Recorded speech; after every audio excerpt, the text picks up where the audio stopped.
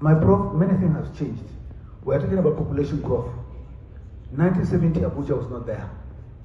Abuja was available probably with lions, wild games, and it was available for grazing. When we were located from Abuja, from Lagos in the early 90s here, I met people, somebody was telling me that the present Transcorp was a lion den. Your Excellency will tell you because he was in FCT. So what has changed? Population growth, urbanization, infrastructure.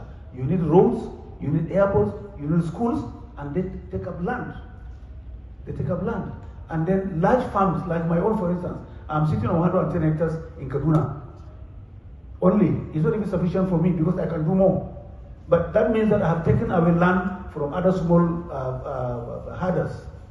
So the issue is there, and between then and now, what has happened is that because of urbanization, we have lost that traditional conflict resolution mechanism. We have lost it. Now, along the way, certain societal values have been eroded. People now take the law into their hands.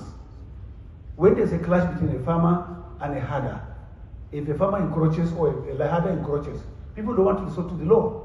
They take the law into their hands. And before you know it, the whole village is in flames.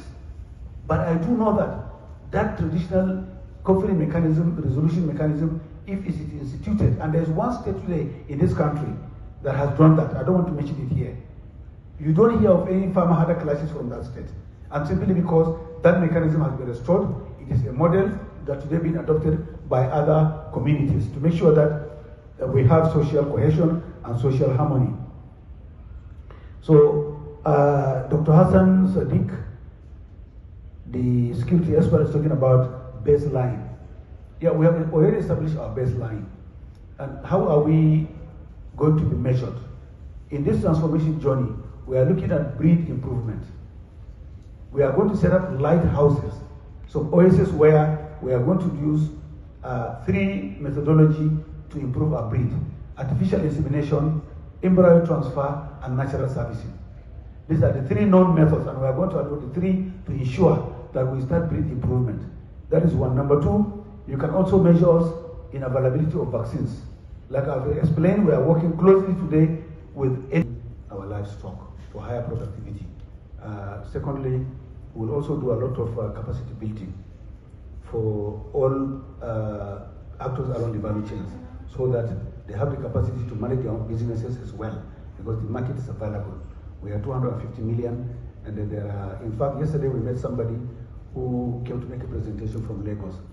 He says that both smoked fish, pigs, eggs, and breast chickens in Lagos, he doesn't have to advertise. People just come and deposit money, and that's the same thing that happens with every poultry house up here in the north. So we believe that this should be private sector driven for sustainability. The government is going to set up necessary enabling environment for actors to come in and invest. And so far we have received a very strong appetite from both local and foreign investors. In fact, the statement from Nigerian Katsina, I heard about it, and I was hoping to meet him, and we'll continue the discussion along that line, so that ranches could be established, processing plants, private commercial pasture cultivation, all this can be done, and the market is available for that. His Excellency also mentioned about sensitization. We are working on that. There's still some misgivings about the livestock sector. People equate livestock with cattle only. And when you talk about cattle, they only talk of pastoralism. When you talk about pastoralism, they only talk about crisis. No, we should de-emotionalize that aspect of thinking. It is a business on its own. And we are mentioning that livestock ministry is about all farmable animals. All farmable animals, from bee, snail, rabbit, grass cutter, poultry, pig, cow, cattle, sheep, goats, camels, donkeys, and horses. This is what we cover. And there is no law that says that only certain particular people can do what, can do this or can do that. It's a business. And in my life, in my ranch, and I'm saying this because I know what I have done, I have sold more cattle to the east and the south than I have sold in the north. In fact, some of our biggest clients are not even from the northern part of this country, because they see value in it. They see value in it. So there is no stigmatization about this business is open for everybody to go into. So thank you, Your Excellency, for that. We are doing a little capacity building and sensitization.